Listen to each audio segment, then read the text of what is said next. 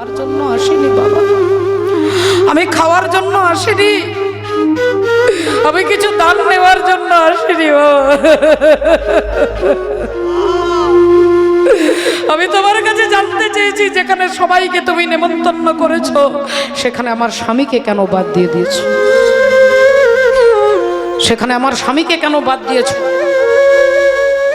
প্রজাপতি দক্ষ রাজা বললেন, তোর স্বামীর যোগ্যতা আছে নাকি এরকম ভদ্রদের কাছে বসে আমার অনুষ্ঠানে অংশগ্রহণ করবার? তোর স্বামীর কোনো ক্যাটাগরি আছে? তোর স্বামী শ্মশানে চিতার উপরে বসে থাকে, তোর স্বামী ভূত প্রেতের সঙ্গ করে, তোর স্বামী ছোট লোকের মতো আচরণ করে। চিৎকার করে বলে উঠলেন, বাবা আর একটাও শব্দ নয় বাবা, আর একটাও শব্দ তোমার মুখ থেকে আমি আমার স্বামীর নিন্দা শুনবো না। আমি তোমার মুখ থেকে আমার স্বামীর নিন্দা শুনবো না। আমার স্বামী হচ্ছে সত্যম শিবম সুন্দরম, আমার স্বামী হচ্ছে মঙ্গলময়। যেখানে আমার স্বামী নেই সেখানে মঙ্গল হতে পারে না। আমার স্বামীকে এই যজ্ঞে বাদ দিয়ে দিয়েছো, এই যজ্ঞের ফল কখনো মঙ্গল হতে পারে না। এখানে হরিনাম যজ্ঞ হচ্ছে, যদি এই কমিটির দাদাদের জিজ্ঞাসা করেন কেন কীর্তন করাচ্ছেন, এত পরিশ্রম করে রাত্রির পর রাত্রি জেগে এত চাঁদা করে ভিক্ষা করে কেন কীর্তন করাচ্ছেন, তারা একটাই জবাব দেবে, গোটা গ্রামের কল্যাণের জন্য। তাহলে এখানে কল্যাণ যুক্ত, তাই এখানে বাবা ভোলেনাথ আছে। আর যেখানে বাবা ভোলেনাথ নেই সেখানে মঙ্গল হতে পারে না। তুমি তোমার অহংকারের জন্য, তোমার বৈভব প্রকাশ করবার জন্য তুমি যজ্ঞ করছো, তাই আমি তোমার মুখ থেকে আমার স্বামীর নিন্দা শুনবো না। চলে যা, চলে যা তোর স্বামীর কাছে।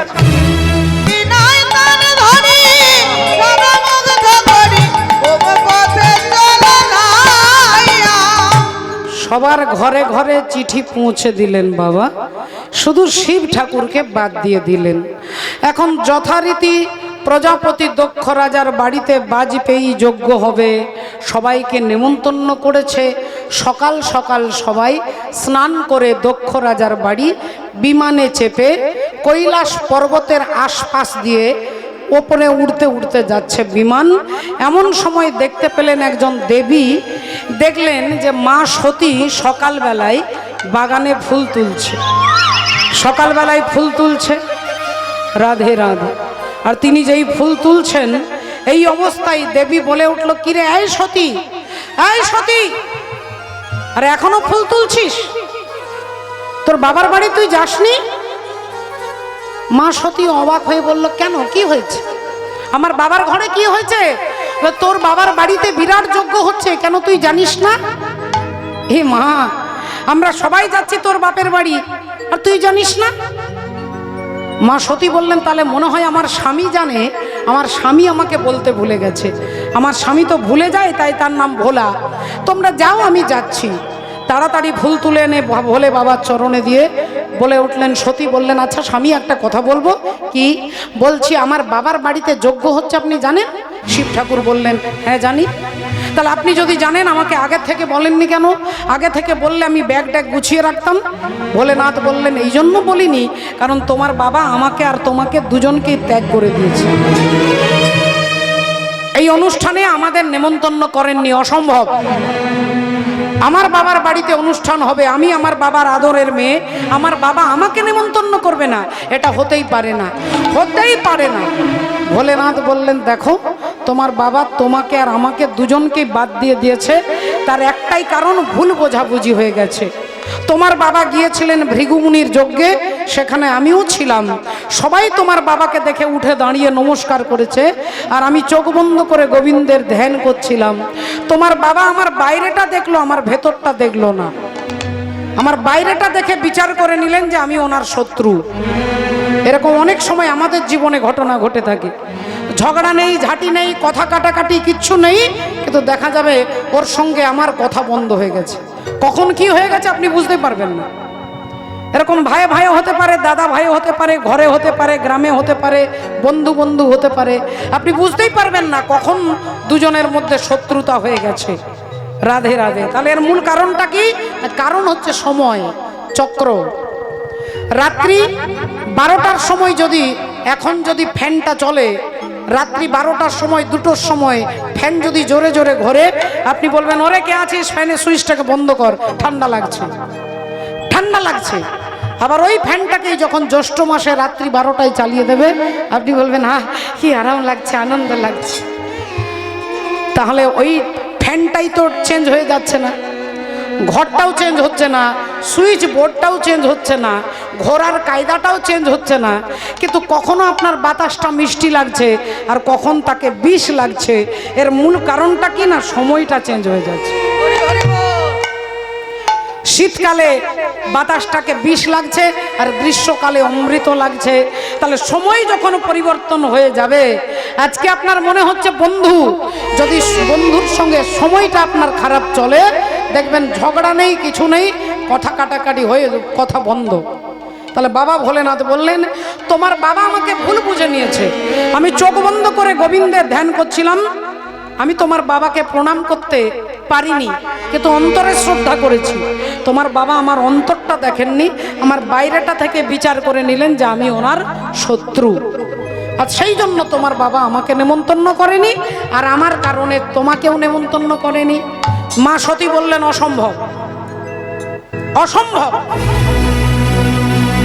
আমার বাবা এটা করতেই পারে না। আচ্ছা, যদি আমি ধরে নিলাম আমার বাবা ভুলেই গেছে নেমন্তন্ন করতে, তা ভুলে গেলে আপনি যাবেন না? শিব ঠাকুর বললেন, 3 জনের বাড়ি বিনা নেমন্তন্নে আপনি যেতে পারবেন। এক হচ্ছে গুরুর বাড়ি, 2 হচ্ছে বন্ধুর বাড়ি, আর 3 হচ্ছে হিতৈষীর বাড়ি। এই 3 জনের বাড়ি আপনি বিনা নেমন্তন্নে যেতে পারবেন। বাবা ভোলেনাথ বললেন, তোমার বাবা যদি আমাকে নেমন্তন্ন করতে ভুলে যেত, আমি 100 বার তোমার বাবার বাড়ি যেতাম, কিন্তু তোমার বাবা আমাকে ভুলে যাননি, আমাকে ইচ্ছে করে বাদ দিয়ে দিয়েছে। তাই যেখানে ইচ্ছে করে বাদ দিয়েছে সেখানে উনি অস্বস্তিতে পড়ে যাবে, তাই বলছি না যাওয়াই ভালো। সতী বললেন, ঠিক আছে, আপনাকে যেতে হবে না, আমি যাচ্ছি। আপনাকে যেতে হবে না, আমি চললাম। দেখো সতী, তুমি যেও না, তুমি সহ্য করতে পারবে না। মা সতী কোনো কথা শুনলেন না, স্বামীকে প্রণাম করে আর যে কাপড়টা পরেছিল ওই কাপড় পরেই ছুট। ভোলেনাথ নন্দী আর ভিঙ্গিকে পাঠাচ্ছেন। বাবু দেখুন, ভক্তমণ্ডলী, ভক্তিমতী মায়েরা, প্রেস্টিজ আলাদা জিনিস আর ভক্তি আলাদা জিনিস। বৈষ্ণবের সম্পর্কে বললেন, ত্রিনাদপি শুনিছেন ও তারো রিব সহিষ্ণু না অমানি না মানো দেন কীর্তনিয়া সদাহরি। যে জায়গাটায় দাঁড়িয়ে শিব ঠাকুর কথা বলছেন, সেই জায়গাটাই কিন্তু পৌঁছাতে মা সতী পারছেন না। মা সতীর প্রেস্টিজ আছে, মা সতীর অভিমান আছে।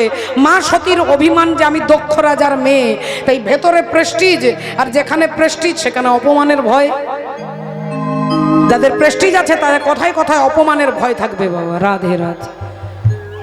ভক্তমণ্ডলী, ভক্তিমতী মায়ের, আপনাদের কাছে সত্যিকারের ঘটনা বলবো। হরি বল, রাধে রাধে।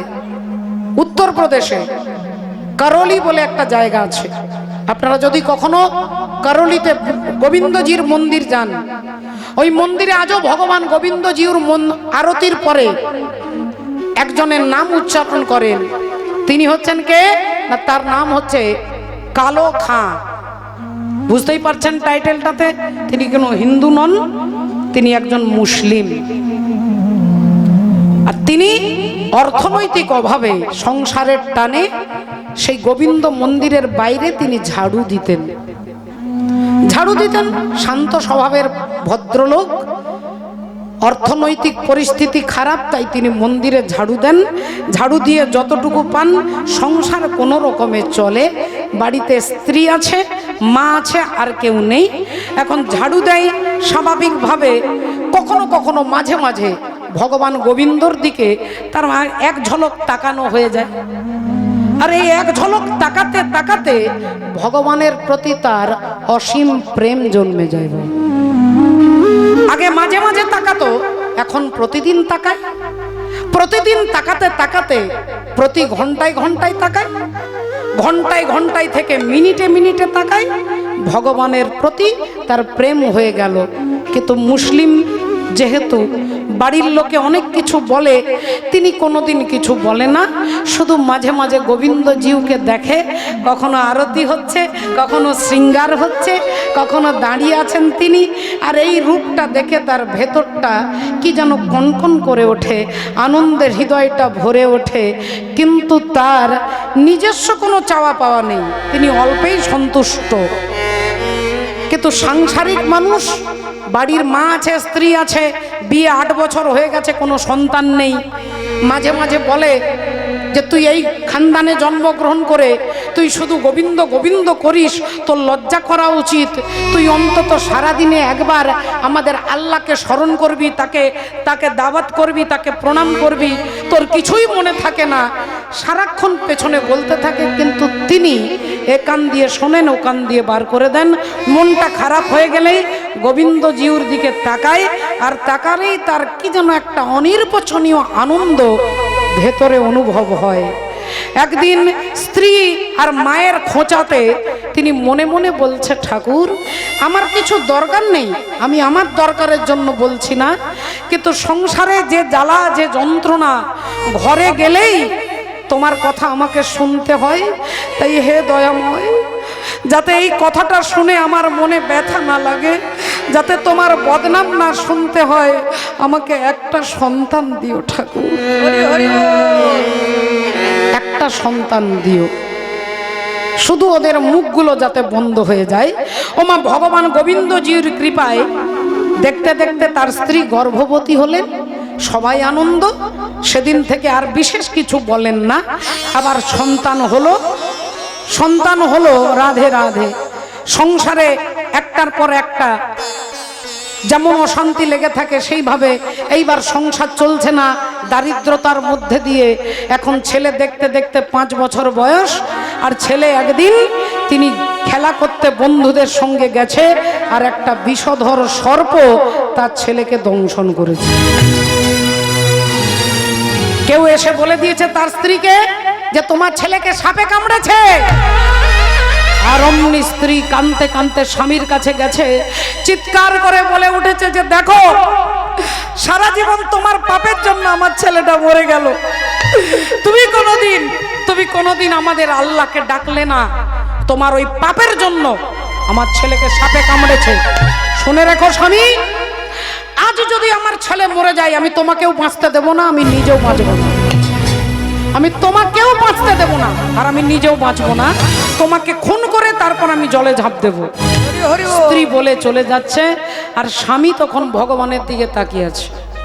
স্ত্রীর আরো রাগ হচ্ছে যে ছেলে ওখানে মরে পড়ে আছে, আর তুমি এখানে শুধু তার দিকে তাকিয়ে আছো। কাঁদতে কাঁদতে স্ত্রী ছুটে গেছে। কালী খাঁ অশ্রু সজল নয়নে ভগবানের দিকে তাকিয়ে বলছে, দয়াময়, আজ আমি তোমাকে কিছু বলবো। তোমার কাছে এর আগেও কোনোদিন কিছু চাইনি, আজও তোমার কাছে কিছু চাইব না, কিন্তু আমি হাত জোড় করে শুধু তোমাকে একটা কথা বলবো। তুমি আমার সন্তানকে দিয়েছো, আবার তুমি কেড়ে নিয়েছো। আমার বলার কিছু নেই, কিন্তু হে দয়াময়, আজকে যদি আমার ছেলেটা মরে যায়, আমার বাড়ির সবাই বলবে তোমার নামে কলঙ্ক বলবে। আমি তো আমার কলঙ্ক সইতে পারবো, কিন্তু তোমার কলঙ্ক আমি সইতে পারবো না। এই দয়াময়, তোমার কাছে আমার প্রার্থনা, তুমি যদি শুধু হিন্দুর দেবতা হও, আমি তোমাকে কিচ্ছু বলবো না। তুমি শুধুমাত্র যদি হিন্দুর দেবতা হও, আমি তোমার কাছে দাঁড়িয়ে বলছি, আমি কিচ্ছু বলবো না। কিন্তু তোমার আরেকটা নাম হচ্ছে জগন্নাথ। তুমি যদি সারা জগতের নাথ হও, তাহলে তুমি আমারও নাথ। আর সেই দাবিতে আজকে তোমার কাছে বলছি, তুমি আমার ছেলেটাকে বাঁচিয়ে দাও। কালীখার চোখ থেকে টপ টপ করে জল পড়ছে, আর একটা চোখের জলের বিন্দু তার ছেলের গায়ে লেগেছে। স্ত্রী ছেলেকে কোলে এনে মন্দিরে এসে ছুঁড়ে দিয়েছে। আজকে তুমিও মরবে, আমিও মরবো, ছেলেও মারা গেছে।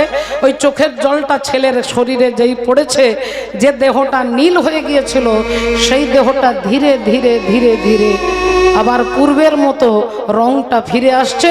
কিছুক্ষণ পরে ছেলে চিৎকার করে আব্বা আম্মি বলে ডাকছে। যেই উঠে দাঁড়িয়েছে, অমনি মন্দিরে যারা যেখানে ছিল সবাই জগন্নাথ ভগবানের জয়ধ্বনি করছে।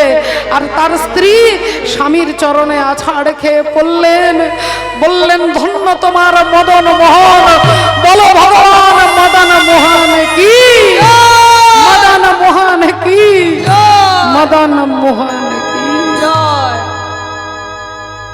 আজও পর্যন্ত এই মন্দিরে যদি আপনারা কখনো যান, করোলি, জায়গাটার নাম করোলি, মধ্যপ্রদেশ পড়ছে, হরি বল, ঠিক।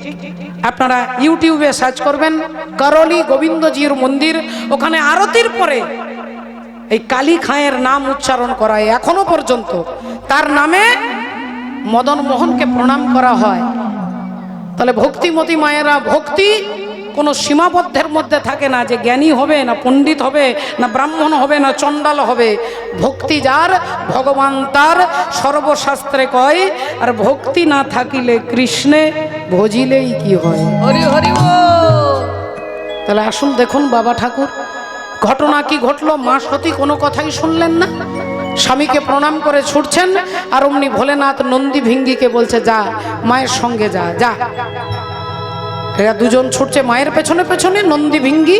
আর মা ছুটতে ছুটতে আসছে আর ভাবছে, আমি বিনা নেমন্তন্নে যাচ্ছি, বাবা আমাকে জড়িয়ে ধরবে, বাবা আমার মাথায় হাত দিয়ে আশীর্বাদ করবে, বাবা খুব খুশি হবে, বাবা এটা করবে ওটা করবে বলে সোজা ছুটে ঘরে।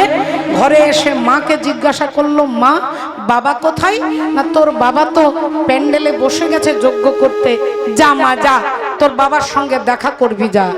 একরাশ আশা নিয়ে ভরসা নিয়ে মা সতী যেই প্যান্ডেলের ভেতরে একটা পা বাইরে একটা পা, এমতো সময়ে প্রজাপতি দক্ষ রাজা আঙ্গুলটা তুলে বলে উঠলো, ওই দেখো চলে এসেছে, ওই দেখো চলে এসেছে। আমি জানি, আমি জানি, আমি জানি, আমি জানি বিনা নেমন্তন্নে আসবে, আমি জানি। আরে বাবা, তার স্বামী তো তাকে খেতে দিতে পারে না, স্বামী তো ভিখারি, কাপড় চোপড় দিতে পারে না। দেখছো কিরকম কাপড় পরে এসেছে? আমার 60খানা মেয়ের মধ্যে 59টা মেয়ে কত দামি কাপড় পরে এসেছে, একে দেখো কিরকম কাপড় পরে এসেছে। হ্যাঁ, খাবে, এখানে কিছু খাবার নিয়ে যাবে তার ভিখারি স্বামীর জন্য, কিছু দান দক্ষিণা নিয়ে যাবে। এ কথা যেই বলেছে মায়ের মাথায় যেন বজ্রাঘাত হলো।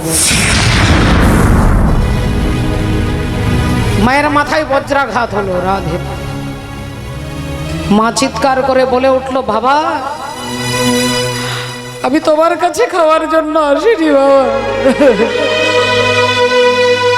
আমি দুঃখের সিংহ শোনে বসে সুখের বিচার করি, আমি ভাবের ঘরে অভাবটাকে আখর দিয়ে ভরি, আমি দুঃখের সিংহাসনে বসে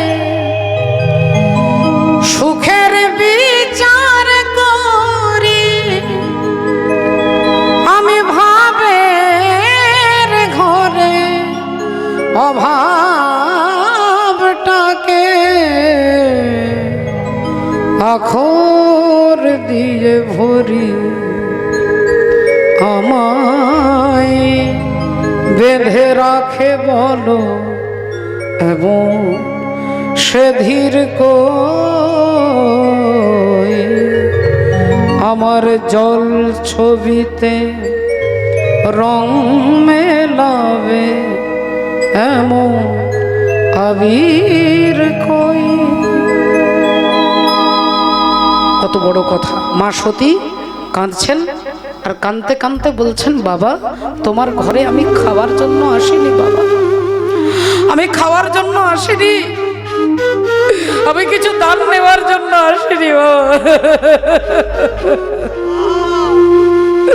আমি তোমার কাছে জানতে চেয়েছি যেখানে সবাইকে তুমি নেমন্তন্ন করেছো সেখানে আমার স্বামীকে কেন বাদ দিয়ে দিয়েছো, সেখানে আমার স্বামীকে কেন বাদ দিয়েছো? প্রজাপতি দক্ষ রাজা বললেন, তোর স্বামীর যোগ্যতা আছে নাকি এরকম ভদ্রদের কাছে বসে আমার অনুষ্ঠানে অংশগ্রহণ করবার? তোর স্বামীর কোনো ক্যাটাগরি আছে? তোর স্বামী শ্মশানে চিতার উপরে বসে থাকে, তোর স্বামী ভূত প্রেতের সঙ্গ করে, তোর স্বামী ছোট লোকের মতো আচরণ করে। চিৎকার করে বলে উঠলেন, বাবা আর একটাও শব্দ নয় বাবা, আর একটাও শব্দ তোমার মুখ থেকে আমি আমার স্বামীর নিন্দা শুনবো না। আমি তোমার মুখ থেকে আমার স্বামীর নিন্দা শুনবো না। আমার স্বামী হচ্ছে সত্যম শিবম সুন্দরম, আমার স্বামী হচ্ছে মঙ্গলময়। যেখানে আমার স্বামী নেই সেখানে মঙ্গল হতে পারে না। আমার স্বামীকে এই যজ্ঞে বাদ দিয়ে দিয়েছো, এই যজ্ঞের ফল কখনো মঙ্গল হতে পারে না। এখানে হরিনাম যজ্ঞ হচ্ছে, যদি এই কমিটির দাদাদের জিজ্ঞাসা করেন কেন কীর্তন করাচ্ছেন, এত পরিশ্রম করে রাত্রির পর রাত্রি জেগে এত চাঁদা করে ভিক্ষা করে কেন কীর্তন করাচ্ছেন, তারা একটাই জবাব দেবে, গোটা গ্রামের কল্যাণের জন্য। তাহলে এখানে কল্যাণ যুক্ত, তাই এখানে বাবা ভোলেনাথ আছে। আর যেখানে বাবা ভোলেনাথ নেই সেখানে মঙ্গল হতে পারে না। তুমি তোমার অহংকারের জন্য, তোমার বৈভব প্রকাশ করবার জন্য তুমি যজ্ঞ করছো, তাই আমি তোমার মুখ থেকে আমার স্বামীর নিন্দা শুনবো না। চলে যা, চলে যা তোর স্বামীর কাছে। মা বললেন, বাবা সে সুযোগ যে আমার নেই। আমি অনেক আশা করে এসেছিলাম বিনা নেমন্তন্নে তোমার কাছে তোমাকে আনন্দ দেব বলে। আমার স্বামী আমাকে বারবার নিষেধ করেছিল, কিন্তু স্বামীর কোনো কথা না শুনে আমি এসেছি। তাই আমি না পারবো স্বামীর ঘরে যেতে, আর না পারবো তোমার ঘরে থাকতে। আমার জন্য একটাই রাস্তা খোলা আছে, একটাই রাস্তা খোলা আছে। জানে জানে কে প্রিয় राम लखन सिए बन को जाते हैं। नियति भाग्य विधि ना तेरी लेख किसी का समझ नाते हैं। जन जन के प्रिय राम लखन सिए बन को जाते हैं। সবই নিয়তি, তাই মা সতী আগুনে ঝাঁপ দিচ্ছে। আজ শিব নিন্দা শুনে সতী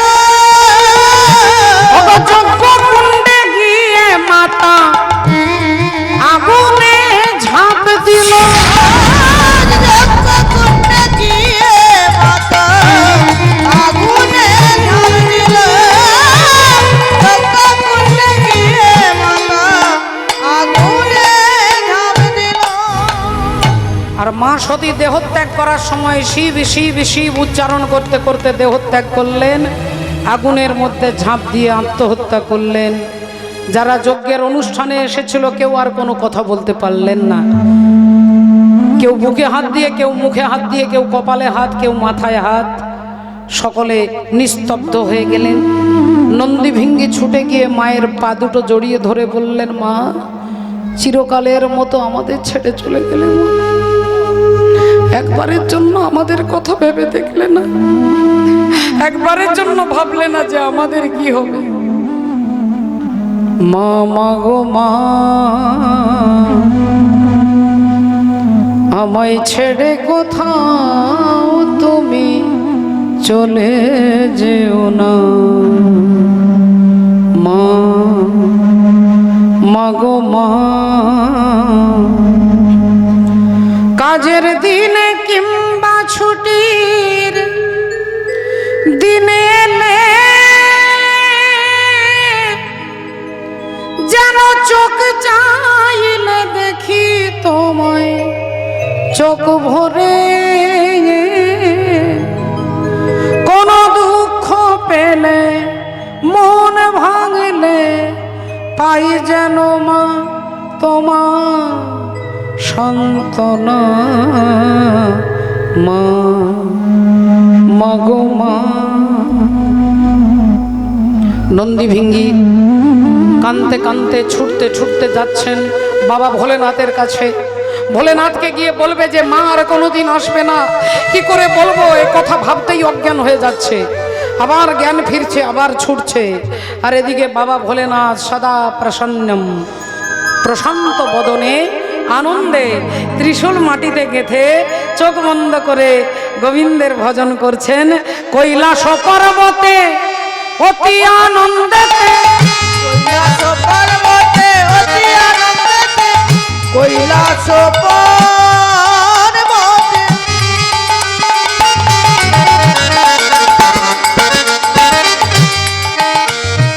অগয়তি আনন্দেতে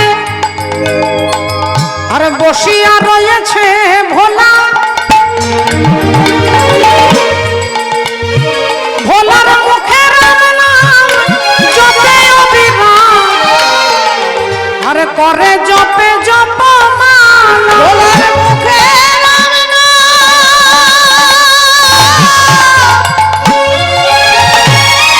জপে অবিরাম, করে জপে জপমালা। মুখে রাম নাম জপে অবিরাম, করে জপে জপমালা। বলি হরি হরি হরি বলে, হরি হরি হরি বলে, হরি হরি হরি বলে, হরি ও যে ভাবি হিললে হেলে দুলে। হরি হরি হরি বলে, ভাবি নলে হেলে দোলে। একেবারে নিতাই গৌর হরি বল। আগে ভাবি নলে হেলে দোলে, ভাসে দুটি নয়ন জলে।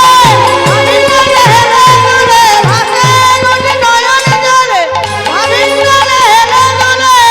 ওগো হরি হরি হরি বলে, ভোলার মুখে রাম নাম জপে অবিরাম, করে জপে জপমালা।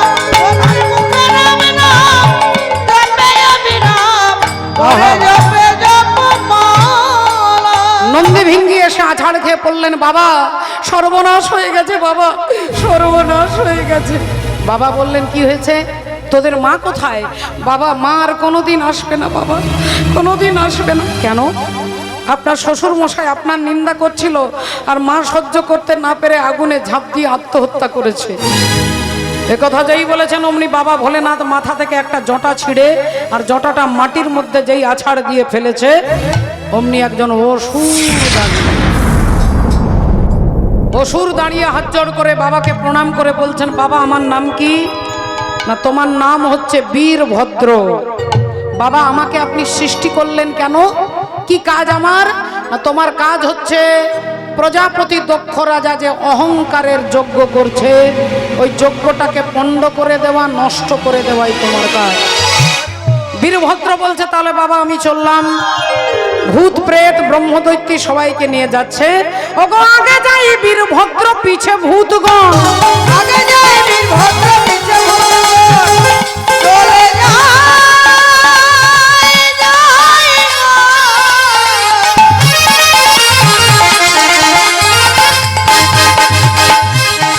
চলে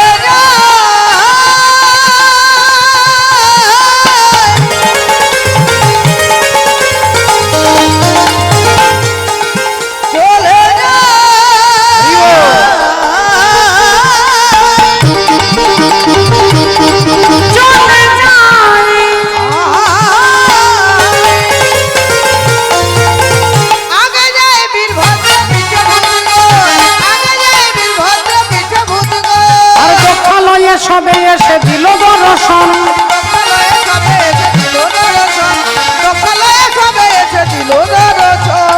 দক্ষ রাজার বাড়ি এসে আগে প্যান্ডেলটা, যজ্ঞের প্যান্ডেলটাকে ভেঙে দিলেন, চারিদিকে জল ছিটিয়ে দিলেন, কোথাও ফুলের মালা ছিঁড়ে ফেললেন, এলোমেলো করে দিলেন সমস্ত জিনিস। আর অমনি বীরভদ্র গিয়ে আগুনের মধ্যে প্রসাব করে নিভিয়ে দিলেন। আগুনটা যে নিভে গেল, প্রজাপতি দক্ষ রাজা রেগে বলে উঠল, তোদের মালিক যেমন ছোট লোক, তোরাও সেই রকম ছোট লোক। বীরভদ্র মালিকের নিন্দা সহ্য করতে না পেরে ত্রিশূলটাকে ছুঁড়ে দিলেন, আর অমনি দক্ষ রাজার মুন্ডটা কাটা হয়ে গেল। মুন্ড গিয়ে পড়লো দূরে, ধরটা পড়ল মাটিতে। দক্ষ রাজার পত্নী মা প্রসূতি দেবী কাঁদতে কাঁদতে ছুটে যাচ্ছে ভোলেনাথের কাছে। ভোলেনাথের পায়ে ধরে বলছে, আমি আপনার শাশুড়ি মাতা, আমি জানি আমার স্বামী বৈষ্ণব অপরাধ করেছে। কেউ আমার স্বামীকে যতক্ষণ আপনি না ক্ষমা করবেন, আপনার কাছে আপনার চরণেই অপরাধ করেছে, আপনি ক্ষমা না করলে কেউ ক্ষমা করবে না। আপনি দয়া করে আমাকে বিধবা করতে পারেন না, আমি আপনার শাশুড়ি মা, আমার স্বামীকে বাঁচিয়ে দে। ভোলেনাথের কাছে এমনিতে কাঁদলেই তিনি অল্পে গলে যায় বাবা, অল্পেই ভুলে যায় সবকিছু, তাই তার নামই হচ্ছে ভোলা। তিনি যখন দেখছে শাশুড়ি মাতা পায়ে ধরে কাঁদছে, চোখের জলটা পায়ে পড়ছে, তিনি বললেন, আচ্ছা আচ্ছা আচ্ছা আচ্ছা কাঁদবেন না, কাঁদবেন না, আপনি মা এক কাজ করুন, আমি আপনাকে কথা দিচ্ছি আর আপনার স্বামীকে আমি বাঁচিয়ে দেব। দেবতাদেরকে বলছে, যাও তো এনার স্বামীর মুন্ডটাকে নিয়ে এসো। দেবতারাও পরিষ্কার জানিয়ে দিলেন, যে মুখ দিয়ে তোমার নিন্দা করেছে সেই মুন্ডটা আমরা ফেরত দেব না। তাহলে কি হবে? আমি তো কথা দিয়েছি। বলে, কথা দিয়েছেন, এবার আপনি রক্ষা করুন। অগত্যা কি করলেন? বাবা ভোলেনাথ দক্ষ রাজার মাথায় ছাগলের মুন্ডটাকে বসিয়ে দিলেন। ছাগ মুন্ড বসিয়ে দিলেন কেন? ছাগল কিরকম ডাকে মা? বাহ, এরা ভালো রিহার্সাল করেছে। হ্যাঁ হ্যাঁ, হরি বলো। ছাগল ম্যাঁ ম্যাঁ বলে ডাকে, ম্যাঁ ম্যাঁ ম্যাঁ। ম্যাঁ মানে কি? ম্যাঁ মানে আমি, ম্যাঁ মানে আমি। আর অহংকারী ব্যক্তি যারা, তারা আমি কথাটাই বেশি বলে। আমি এই হরিনামে 50,000 টাকা চাঁদা দিয়েছি, আমি ওর মেয়ের বিয়েতে 20,000 টাকা দিয়েছি, আমি ওখানে একটা জায়গা কিনে দিয়েছি, আমি এই জায়গাটা দান করেছি, আমি এটা করেছি ওটা করেছি। আমি কথাটা অহংকারী যারা, তারা বলে। দক্ষ রাজা যে অহংকারী, তিনি যে সারাক্ষণ আমি আমি আমি আমি করতেন, তাই ছাগলের মুন্ডটা তার মাথায় বসিয়ে দিলেন। তিনি ক্ষমা ভিক্ষা টিক্ষা চেয়ে, হাত জোড় করে ক্ষমা চেয়ে ফিরে গেলেন। আর বাবা ভোলেনাথ মা সতীর মরা দেহটাকে কাঁধে তুলে নিলেন, আর কাঁধে তুলে নিয়ে তাণ্ডব নৃত্য করছেন। দেবতারা চেষ্টা করছেন শিব ঠাকুরকে শান্ত করবার জন্য। জটাটবি গল জল প্রবাহ পাবিগস্থলে গলে বলম বলম্বিত ভুজঙ্গ তুঙ্গ মালিক ডমট ডমট ডমট ডম হিনা ডমর জমর জব চকার চাণ্ড তাণ্ডব তনোতু না শিব शिवम जटाकटाह संभ्रम भ्रम निलिम्प निर्जरी विलोल बीचि वल्लरी विराजमान मूर्धनि धगत धगत धगत धगत ललाट पट्ट पावके किशोर चंद्रशेखरे रति प्रतीक्षण मम धराधरेन्द्र नंदिनी विलास बंधु बंधुरा सूरत दिगंत पातरे त्रिगंत पान पातरे धगत धगत धगत धगत ललाट पट्ट पावके किशोर चंद्रशेखरे रति प्रतीक्षण मम ओम नमो शिवाय ओम नमो शिवाय ओम नमो शिवाय।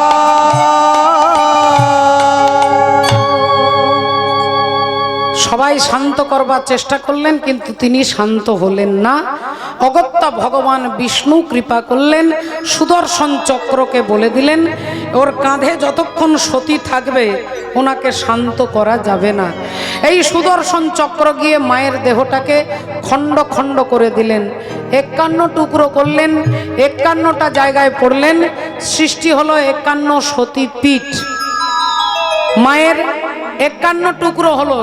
প্রথমে কামরূপ কামাখ্যা, আর এই কামাখ্যা থেকে কন্যাকুমারী পর্যন্ত 51টা জায়গায় মায়ের সতীপীঠ সৃষ্টি হলো। বাবা ভোলেনাথ শান্ত হয়ে বসে গেলেন, সমাধিস্থ হয়ে গেলেন 87,000 বছর। দেবতারা ভাবলেন তাহলে শিব শান্ত হয়ে গেছে, তাহলে এবার আমরা একটু শান্তি পাবো। এর মধ্যে এখনো অসুর দাপাদাপি করছে, দেবতাদেরকে উৎপীড়ন করছে, ঋষিদেরকে অত্যাচার করছে। আর সেই অসুরের নাম হচ্ছে সম্বরাসুর। সেই অসুর সম্বরাসুর। আর ওই সম্বরাসুর সবার হাতে মরবে না, কার্তিকে, হরি বল, শিব ঠাকুরের ছেলে কার্তিকের হাতে মারা যাবে।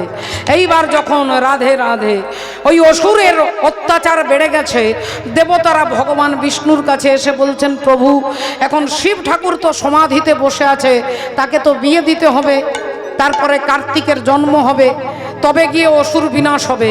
তাহলে প্রভু এবার শিব ঠাকুরের ধ্যানটাকে তো ভাঙাতে হবে। ভগবান হরি কি করলেন না, তিনি এলেন বাবা ভোলেনাথের কাছে, মাথায় হাত দিয়েছেন। ভোলেনাথ বললেন, বলো প্রভু কি আদেশ? ভগবান বললেন, তোমাকে বিবাহ করতে হবে। শিব ঠাকুর বললেন, প্রভু আমার সতী ছাড়া আমি অন্য কোন রমণীকে স্ত্রীর মর্যাদা দিতে পারবো না। তখন ভগবান হরি বললেন, ওই সতী যখন আগুনে ঝাঁপ দেয়, তোমার নাম চিন্তা করতে করতে দেহত্যাগ করেছিল, তাই ওই সতী হিমালয় রাজার মেয়ে পার্বতী রূপে জন্মগ্রহণ করেছে, ওই পার্বতীর সঙ্গে তোমাকে বিয়ের কথা বলছি। ভোলেনাথ বললেন, যদি পার্বতী সতী হয় তাহলে আমার বিয়েতে কোনো আপত্তি নেই। তাহলে রাজি হয়ে গেছেন ভোলেনাথ। এবার শুধু ভোলেনাথ রাজি হলে চলবে না, পার্বতীর যিনি বাবা হিমালয় রাজাকে রাজি হতে হবে। তাই দেবতারা সবাই মিলে নারদ মুনিকে বলছে, আপনি পারবেন রাজি করতে, আপনাকে একটু সাহায্য করতে হবে। নারদ মুনি আজকে হিমালয় রাজার বাড়ি আসছে, বলো নারায়ণ নারায়ণ নারায়ণ। তু আনা রে গোপাল ও মনে লেনে তু আনা, উলুধ্বনি তু আনা রে গোপাল।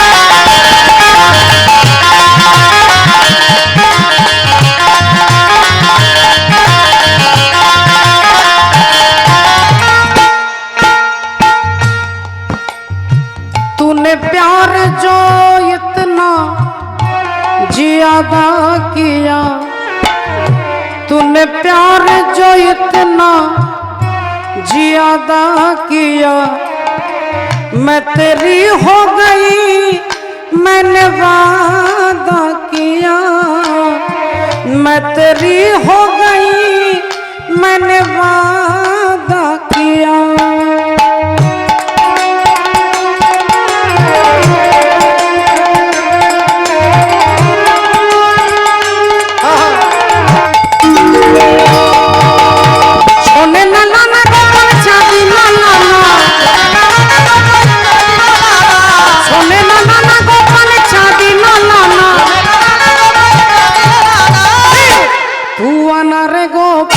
ओ मन्ने लेने ओ मन्ने लेने ओ मन्ने लेने तू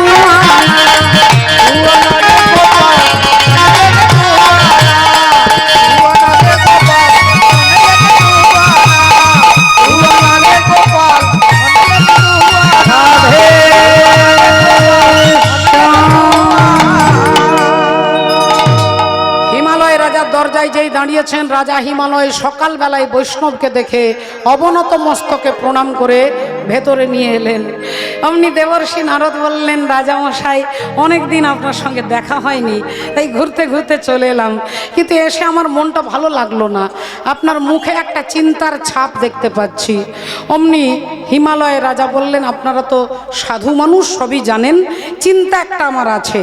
আমার একটা মেয়ে আছে পার্বতী, মেয়েটার বিয়ে দেব সেরকম একটা উপযুক্ত পাত্র খুঁজে পাচ্ছি না। নারদ মুনি দেখলেন আমি তো সেই জন্যই এসেছি, বললেন আমার হাতে একটা পাত্র আছে, উপযুক্ত পাত্র, যদি আপনি বিয়ে দেন।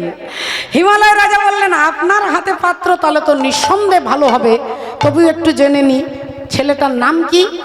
আমার মেয়ের নাম পার্বতী, বলে আপনার জামাইয়ের নাম হবে বাবা বিশ্বনাথ। বলে একবারে রাজ্য টক মিলে যাচ্ছে, একবারে মিলে যাচ্ছে। আচ্ছা একটু কিছু মনে করছেন না তো? বলছি ওই জামাইয়ের বয়সটা কীরকম হবে? মেয়ে আমার 14 বছর, একবারে কচি বাচ্চা মেয়ে। বললেন জামাই যিনি হবেন তিনি আপনার মেয়ের থেকে আরো কচি হবে, একটাও চুল কালো নেই। মেয়ের থেকেও কচি, একটাও চুল কালো নেই। ইনি শুনছেন তাড়াহুড়োতে, একটাও চুল সাদা নেই। তাহলে তো খুবই খুব ভালো লাগছে। আচ্ছা বলছি বলছি ওই জামাই একটু ফেমাস হবে তো? ফেমাস মানে স্বর্গমর্ত পাতাল বিখ্যাত হবে। বলে ওরে বাবা আর কি চাই, আর কি চাই? বলছি ওই কোয়ালিটি কিছু গুণাগুণ, বলে এমন একটা গুণ আছে দক্ষিণ 24 পরগনা জেলার কোনো জামাইয়ের সেই গুণ নেই। কি গুণ? বলে ভিতর আর বাহির সমান। মানুষের ভিতর আলাদা বাহির আলাদা, আপনার জামাইয়ের ভিতর বাহির সমান। বললেন তাহলে তো এটা বিশাল কোয়ালিটি। তাহলে আগত এই যে চৈত্র মাসে রাধে হরিবল শিব চতুর্দশীতে, রাধে ফাল্গুন মাসে যেটা পড়ছে শিব চতুর্দশীতে আপনার নির্বাচিত পাত্রের সঙ্গে আমার মেয়ে পার্বতীর বিয়ে হবে, ফাইনাল হয়ে গেল। এখন বিবাহ ফাইনাল হয়ে গেল, রাধে রাধে সব কথা বলা হয়ে গেল। নারদ মুনি চলে এলেন, দেবতাদেরকে জানিয়ে দিলেন বিয়ে হচ্ছে শিব চতুর্দশীর দিনে। দেবতারা আনন্দে নেচে উঠলেন, সব বরযাত্রী যাবে, যোগী ঋষি মুনি গন্ধর্ব সবাই যাবে। এখন রাত্রিবেলায় ভোলেনাথ বসে আছে, একদল ভূত এসে বলছে বাবা, ও মামা, সব নাকে নাকে কথা বলছে, মা কেউ ভালো করে কথা বলতে পারে। ও মামা, আমরা তোমার বিয়েতে মাছ চাঁদতে যাবো। বাবা বলল হ্যাঁ রে, তোরা ভূত পেতনি, তোরা কি যাবি? না আমরা কোনোদিন বর চাঁদতে যাইনি, কোনোদিন বিয়ে বাড়ি যায়নি। এ তো মহা মুশকিল। আরে তোরা কি বরযাত্রী যাবি? বাবা কোনো মানুষকে ধরে ফেললে লঙ্কা পোড়া দিয়ে সর্ষে পোড়া দিয়ে তাড়িয়ে নেয়, আমরা কি বরযাত্রী যেতে পারবো না। বাবা বলল আচ্ছা তোরা কাঁদিস না, এমনিতেই তোদের টোনটা কান্নার মতো, আরো কাঁদলে কিরকম লাগবে, কাঁদিস না। আমার বিয়েতে যাবি, একটু দূরে দূরে যাস, সবাই এগিয়ে যাবে, তোরা অনেকটা পেছনে পেছনে অন্ধকারে যাস, কেমন? এখন ভূতেরাও যাবে, রাজি হয়ে গেল। এর মধ্যে বিয়ের দিন চলে এসেছে। দেবতারা দামি দামি পোশাক গয়না অলংকার পরে শিব ঠাকুরের বিয়েতে এসে দেখছে বাবা ভোলেনাথ দিগম্বর দাঁড়িয়ে আছে। ইন্দ্র বললেন কি ব্যাপার, আজকে বিয়ে আপনার মনে আছে তো? শিব ঠাকুর বললেন হ্যাঁ মনে আছে। তাহলে যান আলমারি থেকে ধুতি পাঞ্জাবি বার করে নিয়ে আসুন, পরিয়ে দিচ্ছি। ভোলেনাথ বললেন বাবা আমার ঘরে আলমারি নেই। আচ্ছা যান বাক্স থেকে ধুতি পাঞ্জাবি বার করুন। না বাবা সত্যি কথা আমার ঘরে বাক্সও নেই। তাহলে আলনা থেকে ধুতি পাঞ্জাবি নিয়ে আসুন। না বাবা আমার কাছে আলনাও নেই। তাহলে আলমারি নেই, বাক্স নেই, আলনা নেই, জামা কাপড় কোথায় রাখেন? না কোন ঘরের কোথায় রাখেন? না বাবা সত্যি কথা বলতে আমার ঘরটাই তো নেই, ঘরও নেই। বলে না শ্মশানে বাস করি। তাহলে বিয়ে করতে যাবেন আপনি? রাধে রাধে। বিয়ে করতে যাবেন, আপনার কি এতটুকু বোধ নেই কিছুটা একটা আজকে ম্যানেজ করে রাখতে পারতেন? বলে একটা ম্যানেজ করা আছে, ওই বাঘ ছালটা অনেক দিন পড়ে আছে। তা যান ওই বাঘ ছালটাকে নিয়ে আসুন। এখন পবন দেবতা বাঘ ছাল এনে দিয়েছে। বাবা ভোলেনাথ কোমরে জড়াচ্ছে, খুলে যাচ্ছে, কোমরে জড়াচ্ছে, ভারী খুলে যাচ্ছে। তা পবন দেবতা বলছে আপনি একটা দড়ি বেঁধে নিন কোমরে। শিব ঠাকুর বললেন বাবা আমার ঘরে তো দড়ি নেই। ও দড়িটাও নেই? না দড়ি নেই। তাহলে এবার কি হবে? না না আপনারা মাথা খারাপ করবেন না, আমি দেখে নিচ্ছি। একটা মোটা সাপ এনে কোমরে জড়িয়ে দিয়েছে। সাপটাকে বাবা বলছে দেখ বাবা আজকে প্রেস্টিজ তোর হাতে, তুই এটা ছেড়ে দিস না, তুই এটা ধরে থাকবি, তোর খাবারের ব্যবস্থার গ্যারেন্টি আমি নিচ্ছি। সাপ তখন বলছে বাবা আপনি আমার খাবারের গ্যারেন্টি নেবেন, আমি আপনাকে LIC কোম্পানির গ্যারেন্টি দিচ্ছি, এই বাঘ ছাল আমি ছাড়বো না।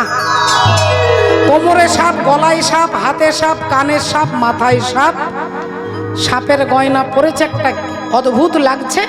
এরপরে ইন্দ্র বলছে তাহলে গয়নাগাটির কি হবে? না সাপের গয়না পরেছি।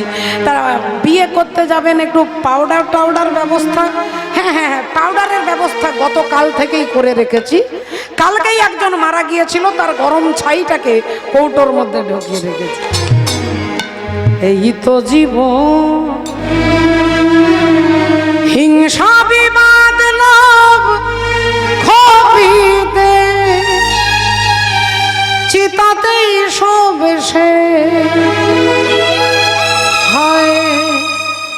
তাতেই সব শেষ, এই তো জীবন। তত্ত্বের সম্রাট ভোলেনাথ সাপের গয়না পরেছেন, ছাই ভস্য মেখেছেন। কেন? বলে দেহটা আপনার যতই দামি হোক না কেন, মন্ত্রী হন, নেতা হন, ডাক্তার হন, কীর্তনিয়া হন, যেই হন না কেন, এই দেহটার অন্তিম পরিণতি হচ্ছে এক মুঠো ছাই। ছাই ভস্য মেখেছেন, বাঘ ছাল পরেছেন, সাপের গয়না পরে ষাঁড়ের পিঠে চেপে বিয়ে করতে যাচ্ছেন। সবাই বরযাত্রী নাচ করছে, ভোলেনাথও নাচ করছে। বাম বাম বাম বাম ভোলে ও বাবা চলে হেলে দুলে,